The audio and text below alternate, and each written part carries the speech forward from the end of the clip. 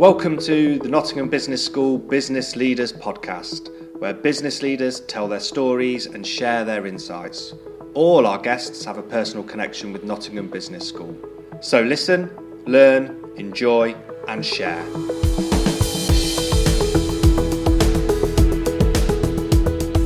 Welcome to another episode of the Nottingham Business School Business Leaders Podcast with me, Mike Sassi.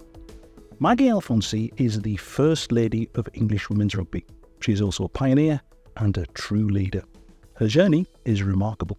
She grew up in a single-parent family in London, became a World Cup winner with England, and is now a respected rugby analyst, commentator and administrator. She made her debut for England back in 2003. Her tenacity and determination quickly making her a huge favourite with fans and pundits. In 2011, she was named World Rugby Personality of the Year.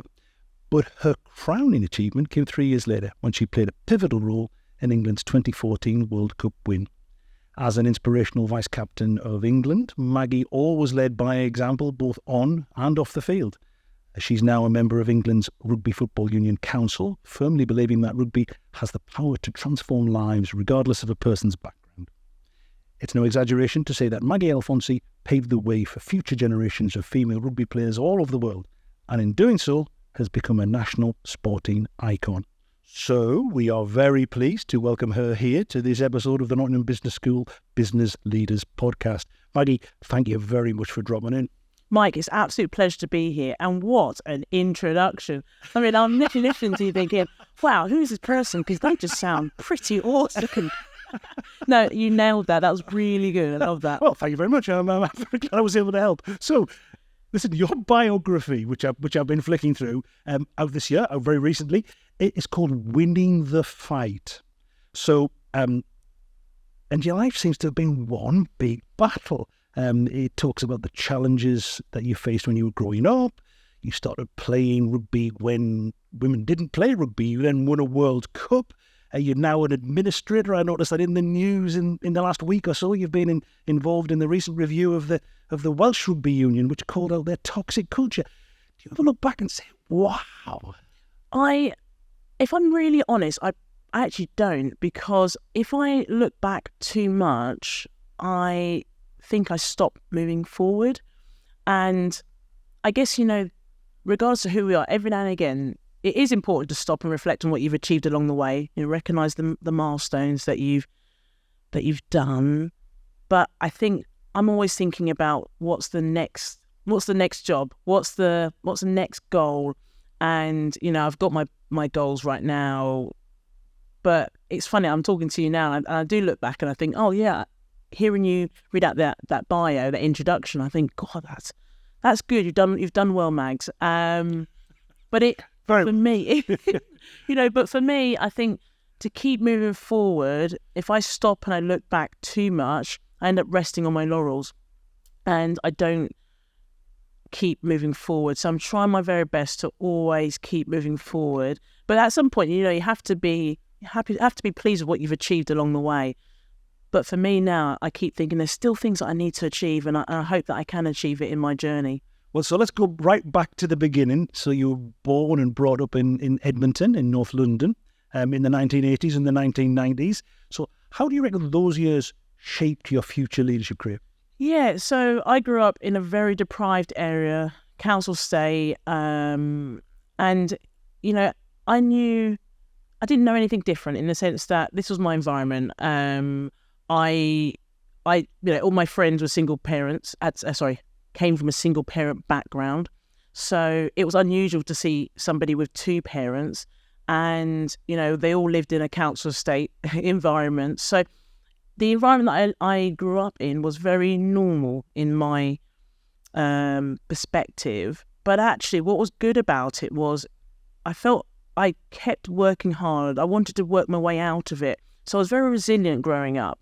And I guess I didn't also mention I was born with a club foot, so my foot was turned in and had an operation when I was young to straighten it. And I guess adding that to being brought up in a council estate, single parent family, that also made it slightly difficult. Well, you were always determined to get out, so you knew there was something beyond where you were. Yes. I mean, I guess where I grew up, if you wanted to be successful, you could do it. You could do it. And it was hard to find role models, if I'm honest. And I guess for me, I had to try and look outside of my sphere of people. And I looked to other sporting heroes, people like Denise Lewis. She was someone I was really inspired by. And she grew up in Olympic gold medalist. Yeah, Olympic gold medalist, heptathlete. And I just thought, wow, she's got a similar background to me. She's been successful. I mean, winning gold at the Olympics in 2000 in Sydney wasn't necessarily my goal growing up, but I just thought, wow, she's been successful. So have you met her subsequently? I have, yeah. We're besties now. And if you look at me very carefully, maybe squint in your eyes, some would say I look like her. Oh, indeed, right. But she's the better version, obviously. I have met her a few times now, and also So you've become friends with a role model. Do you know what? She's a brilliant person in the sense that she's become a bit of an advisor. She's president of the Commonwealth Games England, and actually I've got aspirations to one day be president of the Rugby Football Union. So she's been somebody I've tapped into, and that's really important when we talk about leadership. Finding mentors that you can sort of tap into in regards to their advice, their knowledge, their expertise. So even when you back then growing up in Edmonton, you've got an idea of how to of a need to get out, and you're looking for mentors, role models who can help you do that.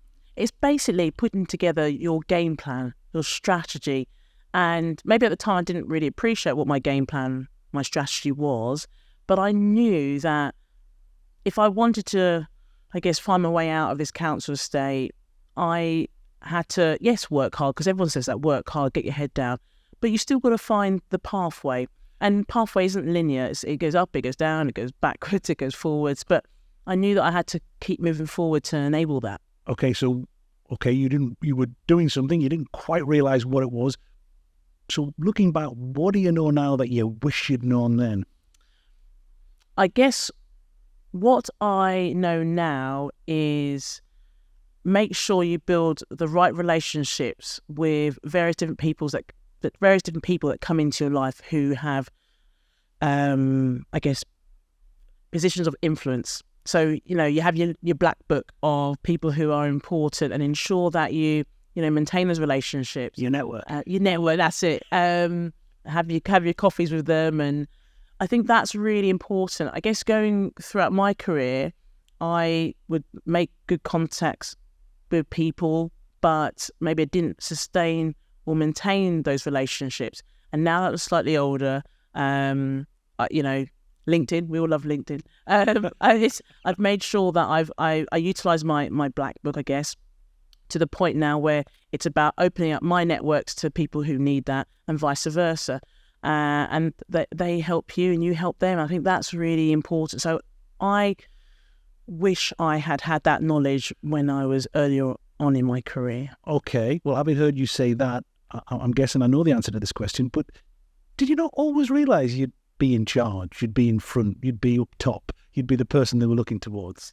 Mike, if I'm really honest, no. Because nobody did. Yeah, because I guess at that time, the assumption was for me in my head was nobody is going to be successful from Edmonton. That was the mindset. And I just think, unless you play football for Tottenham, you're never going to make it.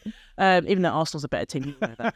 But it was that mindset where you just didn't believe it. And maybe even now, I still probably don't believe it. Don't believe it enough? No, I don't believe it enough, I'd say, because I still keep thinking if one error, one mistake in my life, I can still find myself back in that place where I used to be. And it's a fear of failure. I don't want to go back. So you still have that fear of failure? Yeah, it's a fear of failure, fear of poverty, I guess. Maybe that's what drives me a little bit. I don't want to go back. I want to go forward. And I guess growing up, my mother always sort of made it very clear to me that, you don't have money, but you work hard for that money. And when you've got it, you want to save it, you want to invest, you want to build on it, you want it to grow. And I guess that's been instilled in my mindset that no matter how much money you have, no matter how much assets you have in terms of cars, houses, etc., you can still go backwards to an extent. And I guess that's been the driver for me to keep moving forward. Okay. So you still got on with your family? You moved on, but you go back all the time. You've taken them with you, or how does that work? Yeah. So I've now obviously I've left beautiful Edmonton, moved to the Buckinghamshire way, and yeah, I've got a family. So you've got your own family, haven't you? Yeah, and go back. I go back to visit my mother frequently. If anything, I'm going to try and move her further closer to me because it's quite a trek to go back down that way. But that's interesting. You're going to move her out, so you've moved yourself out. You've moved on, and now you're going to look back and say, "Hey, look, you come with me." It's, do you know what's the interesting bit, and this is one thing that I've learned more in my career, in my journey, is that I've become a parent, looking after 2 kids. And now I've reached that stage where my mother's got a little bit older, and now I guess I'm there to support her and be her carer as well. So I guess the benefit of bringing her closer just enables me to ensure that I can keep an eye on her and make sure she's okay, but also she can see the grandkids grow up. That's really, I now appreciate the importance of family even more so now that I have my own. Wow. So you're pushing me on in a million different directions here, but I'm thinking, so you're high-profile leader, you were the face of ITV's recent World Cup coverage. As I say, I've touched upon the fact that you're obviously a respected administrator involved in a lot of these big projects, etc. But how important is that balance with your personal life, with your family as a leader? Incredibly important. People say it quite a lot. Their partners, their husbands, their wives. They are their big support, and I owe quite a lot to my wife. If it wasn't for her, I wouldn't be able to do some of the things that I do. We have a support network. Parent-in-laws help us out a lot. We have a nanny who helps us out as well, and obviously, thankfully, nursery. So we've got a range of people that enable us to both be successful in our careers. But it's really hard trying to find that balance, and I fight incredibly hard to make sure I keep that balance, because people keep telling me now, the time that you have with your kids whilst they're young isn't going to last for very long. So make sure it's not dominated by work. But would your leadership be less? Would you not be so good at what you do if you didn't have that network behind you, if you didn't have that balance? I don't think my leadership would be that good if it wasn't for the support network that I have. So I'd say to all leaders, make sure you have the team behind you, because they are so significant, and I lean on them quite a lot. They give me the strength, they give me the confidence, but they also re-energise me. I love it when I do stuff with rugby in the capacity as administrator, TV, but then I go back and see the family, and they remind me of why I do what I do. Like, they are I say it quite a lot, my why. They are the ones that are my drive and my purpose. So when I see them, they re-energise me, and it reminds me that's why I have to keep moving forward, keep having an impact, and hopefully inspiring those around me. Inspiring those around you. Are you aware of that? How aware are you of your status as this icon, this role model, this person who people model themselves on, look up to? What does that influence the way in which you behave, the things that you do, the things that you say? I think if I think about it too much, it slightly overwhelms me. I was always told there's always somebody watching, and that's what it is, isn't it? There's always somebody watching who is inspired by your journey, is learning from your journey, and wants to exceed it. That's brilliant. And I think I fully appreciate my role. I'm a role model to many others. There's people who've gone before me who are my role models. And I always try my very best to be professional all the time, but mainly authentic. I've learned that now. Be more authentic. Be yourself. Show your personality. Do you look back and think you doffed your cap a bit? Yes. Which really does. Let's be absolutely honest. I did. Do you know, there was a stage, I guess, in my career where I tried my very best to sort of fit in with everyone around me, and probably wasn't my true self. And I think that's so. I say it again to all leaders: like, don't lose yourself in the path to success. Try your very best to stay grounded, and that's why you almost need a team around you. So I call it my Team Maggie, who I lean on, who keep me grounded. They're also my critical friends, check and challenge me where required, but I also trust them. So I feel like it's a safe environment to be vulnerable. So now I'm more authentic because I have that, where before I probably wasn't. Okay, so you feel as though you can say more of what you think. But as you touched upon in there, as a leader, you're always there to be shot at, as it were, you know? It strikes me that you're very open, very candid. You know, what are the challenges associated with being a high-profile leader and having to take it on the chin from time to time? Yeah, so when you're a high-profile leader, but you're a visible leader, like you've already highlighted, people want to take an aim at you, really. So let's look at the social media. We love social media. So I guess, especially when I do stuff where I'm on the TV. Well, I was just about to say, the face of ITV, I looked at it and thought, wow, you know, that is you. You know, you have to have some a thick skin was how my mother used to call it. Yeah, do you know what? I have social media has been your best friend, your worst enemy, and we all need it in the sense of promoting ourselves and getting greater engagement. But the reality is I've had lots of negative, but I've also had lots of good stuff. The problem is you reach a stage where you go, for some reason, we look at the negative stuff and we take it in. But what I've done now, I guess, as a leader, and for me, social media, that's been the challenge that I've had being a visible leader. Various leaders have different challenges where people take aim. And what I do now is I very much utilise those negative social media comments, whatever it may be, and I use it to drive me on. So it's like when people say, growing up, someone would tell me, no, I can't do it.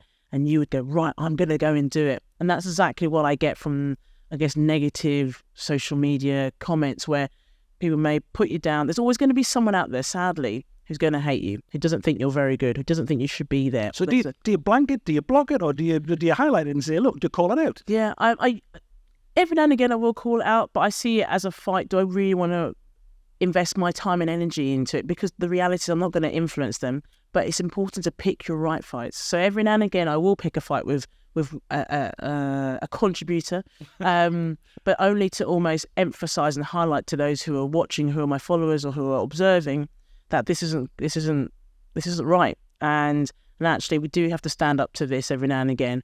But at the same time, I don't let it stop my journey, and I don't want it to stop others who are coming behind me or alongside me. Do you know, you've got to be keen to moderate the amount you expose yourself to negativity.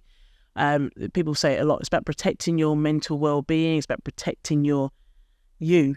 And for me, social media, I will acknowledge it every now and again, but most of the time I dip in and I dip out. I don't need, you do need it to obviously promote yourself, etc. But actually, when it starts to find its way in, breaks through your armour, then that's when you go, I need to just stop. But you're trying to, I'm making a connection here, but you're trying to let it help you drive you on, just like when you mentioned your club foot when you were younger. You must have thought, goodness, I'm not going to go anywhere. No, I'll let it inspire me, and it's the same sort of thing. Absolutely. You turn negativity, or you reframe things that are perceived to be challenges and turn them into positives, and that's what I try and do. I think that's been my bit of a focus really going forward, and even with the club foot, and now an ambassador for Steps Worldwide, which is a charity which is all about helping young people who are born with club foot or any other lower limb sort of conditions. So you've turned that one round. You've turned that on its head. Because to show people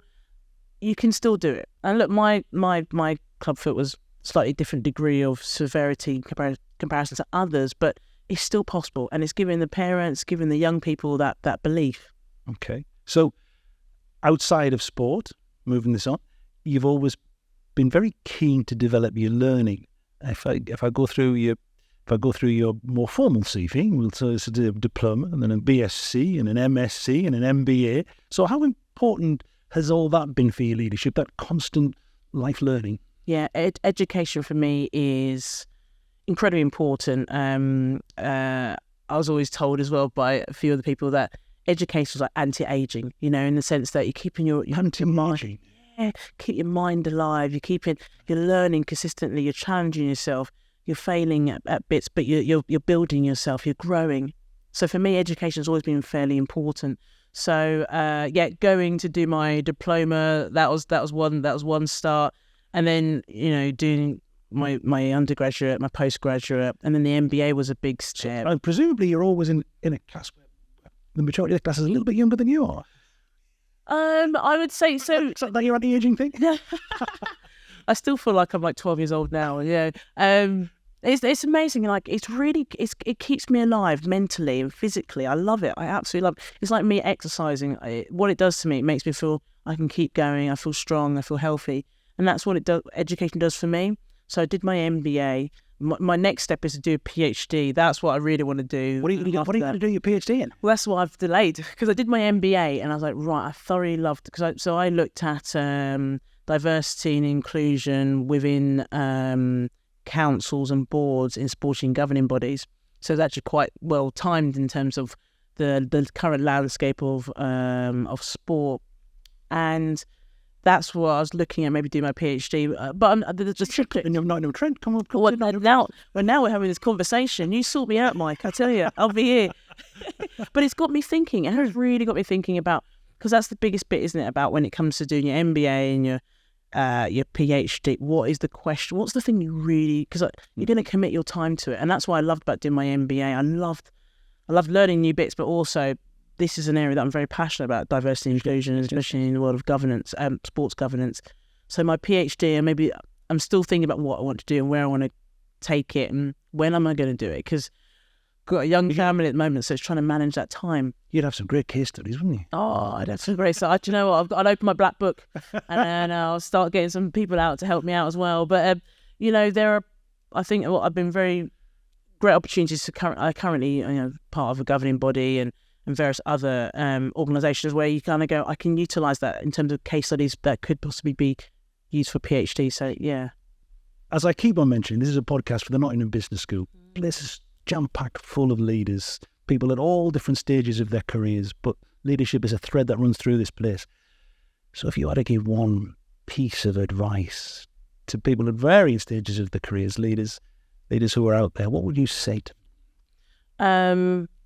I'm going to go with two. Can I give you two? Yeah, you go for it. So the first one I would say is step out of your comfort zone. And that's something I live by right now. So a quote that sort of rings true with me is, and be comfortable with being uncomfortable.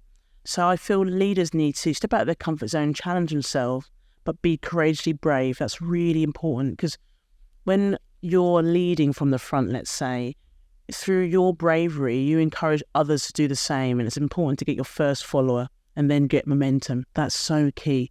So step out of that comfort zone, challenge yourself. And that could be something you do every day, every week, every month, every year. But whatever it may be, just almost say yes. There are times when we go, I want to say no. Just say yes. Just say yes.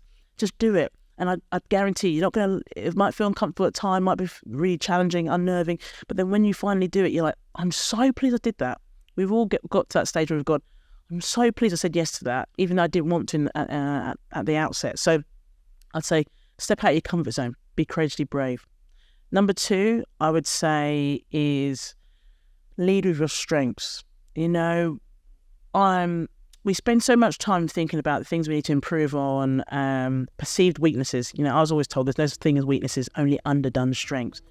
So focus on the things that you're absolutely good at and strengthen them. Don't worry too much about the things that you're perceived to be not good at. And sometimes we spend too much time around those areas that it takes away from our strengths. So I would say leaders in particular, know what your strengths are. You see it quite a lot with some of the best leaders where they go, okay, that's not my strength, so I'm going to hire or recruit or get the right team around me that can cover those blind spots. And that's very important. So lead with your strengths. Lead with your strengths. Creative bravery. I've never heard that one before. I'm going to be using that one, creative bravery. Maggie Alphonsi, it has been an absolute pleasure. Thanks very much for joining us here on the Nottingham Business School Business Leaders Podcast. Thank you.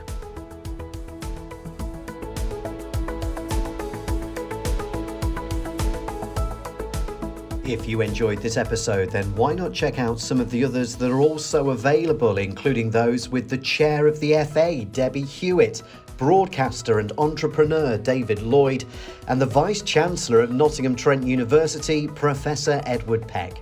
The Nottingham Business School Business Leaders Podcast is produced for Nottingham Trent University by Celtic Tiger Productions. Your presenter was Mike Sassi, and your producer was John Collins.